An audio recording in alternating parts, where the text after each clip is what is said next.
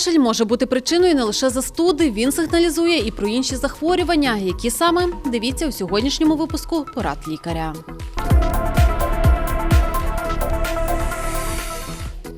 Які причини хронічного кашлю? Сьогодні ми поговоримо про хронічний кашель, про такий кашель, який триває понад 8 тижнів, часто турбує хворих і вони чи то звертаються до лікаря, чи то не звертаються. Сьогодні ми їм надамо додаткову інформацію і, може, це спонукає їх більше звернутися до лікаря для того, щоб розібратися з їхнім кашлем. Так ось, згідно статистичних даних, на першому місці серед найпоширеніших причин кашлю є тютюнопаління. Ті люди, які мають тривалий стаж тютюнопаління, знають, який в них кашель. Це, як правило, вранішній кашель, коли вони прокидаються, здійснюється підйом з горизонтально-вертикального положення, накопичена за ніч харкотиня, відкашлюється. Такі категорії пацієнтів я б порекомендувала звернути увагу на таку ситуацію, коли кашель змінює свій характер, стає або більш інтенсивніший, або змінюється кількість харкотиння. І щорічно обстежуватись, це, як правило, як мінімум має бути флюорографія, для того, щоб не допустити різних серйозних ускладнень. Серед таких також дуже важливих причин кашлю і дуже поширених – це є хронічні захворювання легень. Хронічні обструктивні захворювання легень, хронічні бронхіти. У нас в Нововолинську до цієї групи хворіб приєднуються ще силікози, професійні хвороби. Це також займає таку певну досить велику частку. Сюди ж належить бронхіальна астма, як доволі поширена причина кашлю. Слід зазначити, що бувають такі випадки бронхіальної астми, коли пацієнтів не турбує задишка і вони не мають такого характерного свистячого дихання. І єдиним симптомом бронхіальної астми буває кашель. Як правило, він турбує пацієнтів вночі, що відповідно потребує додаткового обстеження і уточнення діагнозу. Але таке може бути, тобто бронхіальна астма тільки з проявами кашлю.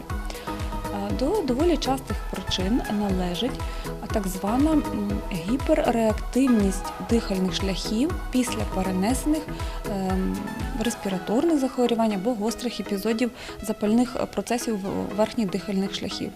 Що мається на увазі? Ми переносимо якусь вірусну інфекцію або гострий бронхіт, трахеобронхіт, кашляли, ніби одужали, прийняли весь курс лікування. І кашель не зникає, продовжує турбувати тижнями. Такі пацієнти звертаються до нас на прийом. Так от, в даній ситуації має місце підвищена реактивність бронхів. Тобто бронхи після перенесеного епізоду на звичайні подразники реагують занадто сильно.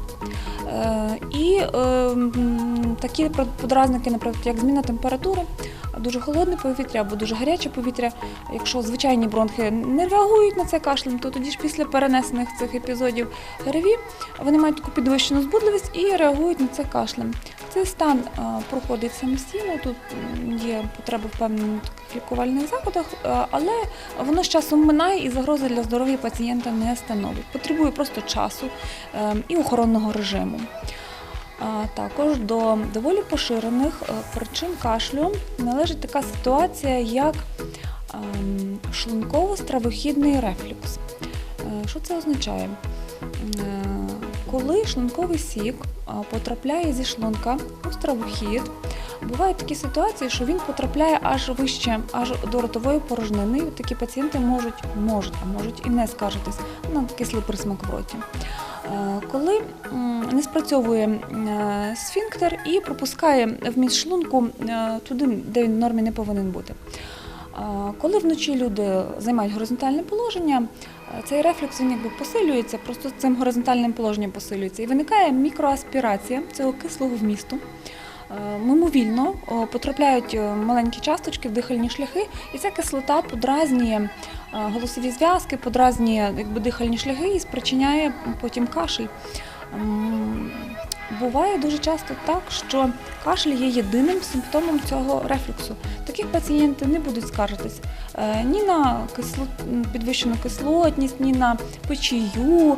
Єдиним симптомом в них буде кашель. Тому якщо ми обстежуємо хворого, багато причин відкинули і будемо обстежувати його ще й в цьому напрямку, для для того, щоб виключити цю доволі поширену причину.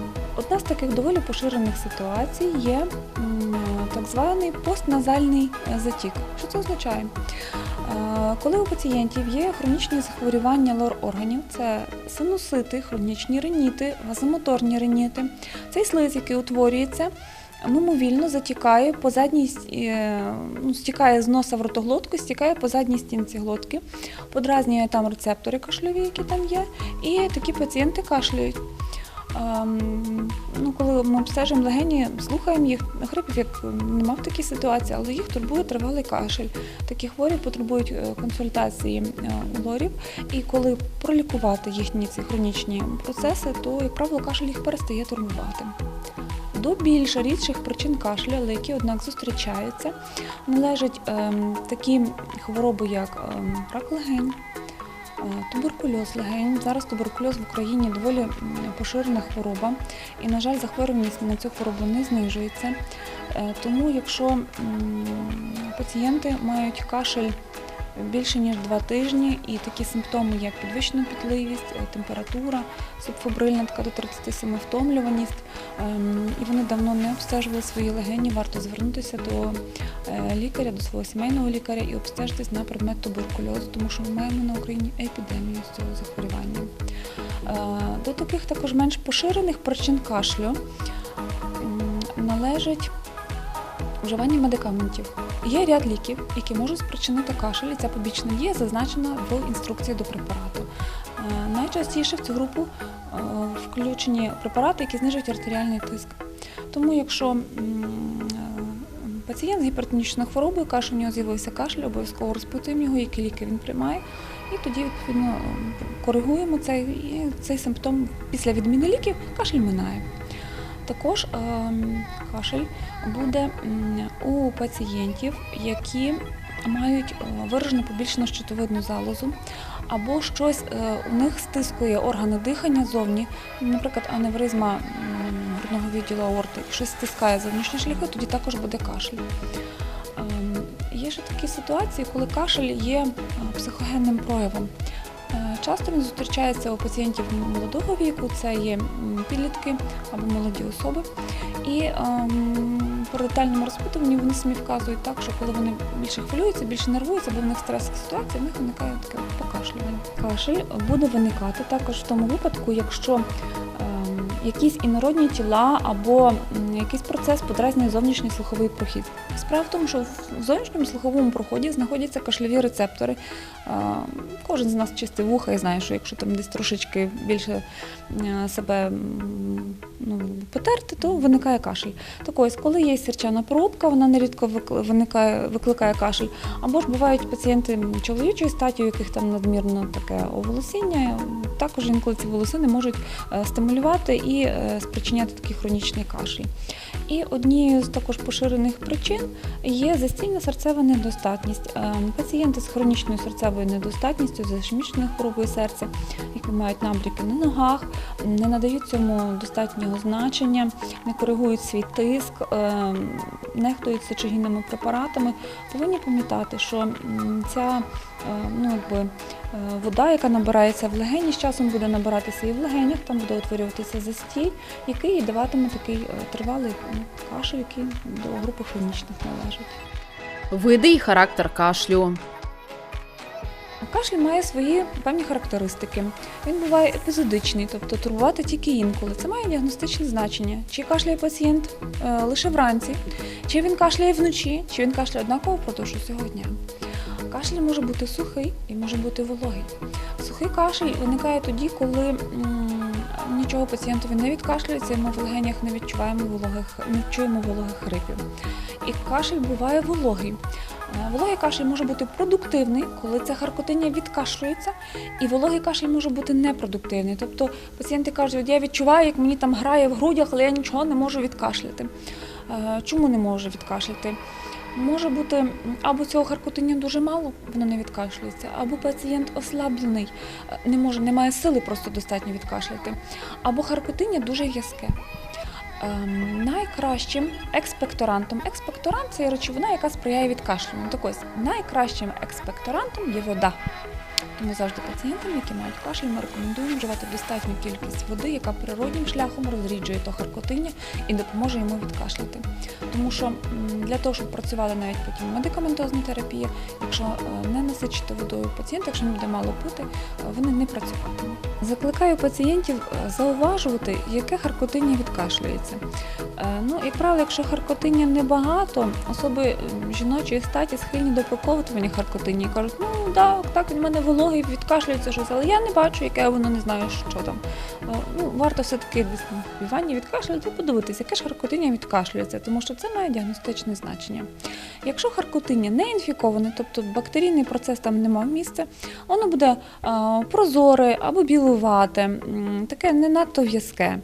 Якщо ж харкотиння інфіковане, воно буде мати таке слизисте, жовте або аж до зеленкуватого забарвлення. Інколи в харкотинні можуть з'являтися прожилки крові. Це є діагностично така насторожлива ознака, яка має кожного з вас, якщо щось таке з'явиться, одразу з'явитись на прийом до лікаря, для того, щоб запобігти такому ускладненню, як легенева кровотеча, яка може бути фатальною. У нас шахтарське місто, тому шахтарі можуть відзначати, що часто їм відкашлюється харкотиння чорного кольору. Там є домішки вугілля, тому воно має таке забарвлення. При застійній серцевій недостатності, або якщо не коригувати цей стан і стан погіршиться, розвинеться набряк легень, у пацієнтів відкашлюється велика кількість такого пінистого харкотиння з рожевим забарвленням. Як лікувати кашель? Зрозуміло, що потрібно лікувати основне захворювання, але широко використовуються препарати, які впливають на кашель. Якщо кашель непродуктивний, якщо він сухий і не виконує такої своєї очищуючої захисної функції, то для того, щоб зменшити страждання пацієнтів, тому що інколи виникають такі болі за грудиною, вираження дертя, призначаються протикашльові препарати. Якщо ж і в цій ситуації недоречно використовувати ліки, які стимулюють відкашлювання, тому що нема ще чому відкашлюватись, ще не утворилось харкотиння. Це буде дещо пізніше, і тоді не варто використовувати такі препарати, як амброксол, ацетилцистеїн чи якісь рослинні препарати, тому що вони ще не час для того, щоб вони працювали. Серед відкашлюючих препаратів є ліки рослинного походження, є синтетичного походження. Всі ліки рослинного походження, яким чином вони працюють? Коли ми вживаємо ці ліки через рот, чи у вигляді сиропів, це може бути плющ, чебрець, аніс, тим'ян, корінь солодкий.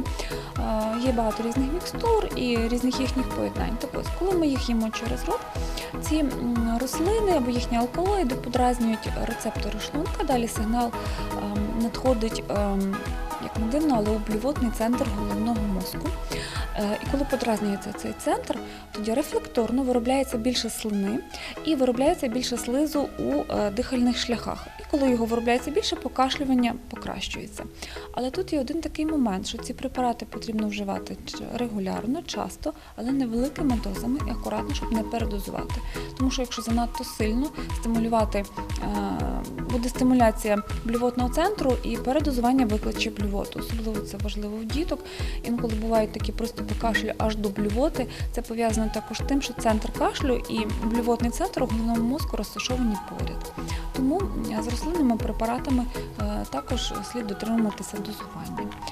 До препаратів синтетичного походження, які ми часто використовуємо, пацієнти про них знають і часто купують їх в аптеці самостійно, такі найпоширеніші, як амброксол, бромгексин, ацетилцистеїн. Не завжди вони такі безобідні, як здаються. Наприклад, слід пам'ятати, що пацієнтам, які мають виразку, чи 12-палої кишки, чи шлунка, або такі стани в анамнезі, або гастрити, слід з обережністю застосовувати препарати на основі ацетилцистеїну і надавати більш перевагу амброксолу. Серед лікувальних заходів, які широко використовуються при кашлі, як при гострому, так і при хронічному, є такий метод лікування, як інгаляційна терапія. В центрі медичної сім'ї застосовується небулайзерна терапія. Небулайзер – це такий прилад, який за допомогою потоку повітря подрібнює ту речовину, що підлягає інгаляції, до дрібненьких часточок розміром 1,5 мікрометрів. за допомогою потоку повітря. Що це дає? Коли ми вдихаємо, бо раніше таких не було методів інгаляції, ми дихали просто над парою. Коли лікуюча речовина під впливом гарячої температури випаровується, то молекули утворюються або часточки доволі крупні. І, на жаль, вони, коли ми вдихаємо, не завжди потрапляють туди, коли потрібно, а більшість їх завдяки своїм великим розмірам осідає в роті або в трахеї, не доходячи туди, де потрібно, до бронхів або до альвеол.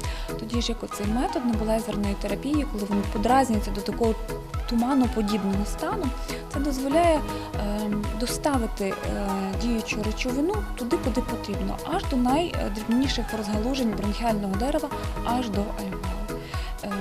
Цей метод безпечний, він може використовуватися як у діток, так і в дорослих, навіть у вагітних жінок. Мами можуть цю процедуру разом з дитинкою, навіть маленькою, посадити її на ручки. Цей апарат має різні насадки, маскові, маленькі, великі, які підпираються по розміру, для того, щоб якісно здійснити вдихання цієї лікарської речовини. Це пришвидшує одужання, зменшує витрати на антибіотикотерапію, на інші допоміжні ліки. І багато пацієнтів схвально про це відгукуються. Ви дивились поради лікаря. Слідкуйте за нашими випусками. На все добре і будьте здорові! Партнер програми – медичний центр «Здорова сім'я».